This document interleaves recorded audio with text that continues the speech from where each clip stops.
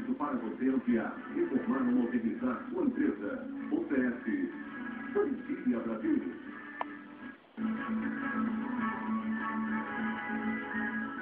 Olá, bom dia. Bom dia, hoje é quinta-feira, dia 21 de fevereiro. A política brasileira teve uma quarta-feira movimentada, com forte tom de campanha eleitoral antecipada.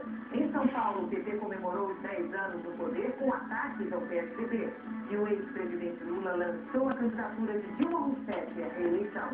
Em Brasília, o senador Aécio Neves, possível candidato tucano à presidência, afirmou que o governo atual parou o país e que a estabilidade da economia está em risco. O Bom Dia Brasil vai mostrar também que 6 injeções em 2 fábricas na região metropolitana de São Paulo. A polícia indicia por homicídio a médica suspeita de acelerar a morte de pacientes terminais no Paraná. Gil Rugay vai ser interrogado hoje nos 4 dias de julgamento pela morte do pai. O Conselho Nacional de Trânsito rejeita a proposta de adiar a fiscalização dos motociclistas. A determinações está desde já quem desrespeita as novas regras. No sertão do Nordeste, mais de 1000 municípios estão em situação de emergência por causa da seca. E nas favelas brasileiras, a maioria dos moradores já é de classe média. E mais, pela Libertadores, o Grêmio vence o Fluminense fora de casa.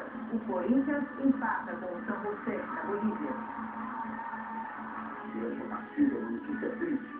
Um torcedor de 14 anos morre ferido por um sinalizador. Ele teria sido lançado por torcedores.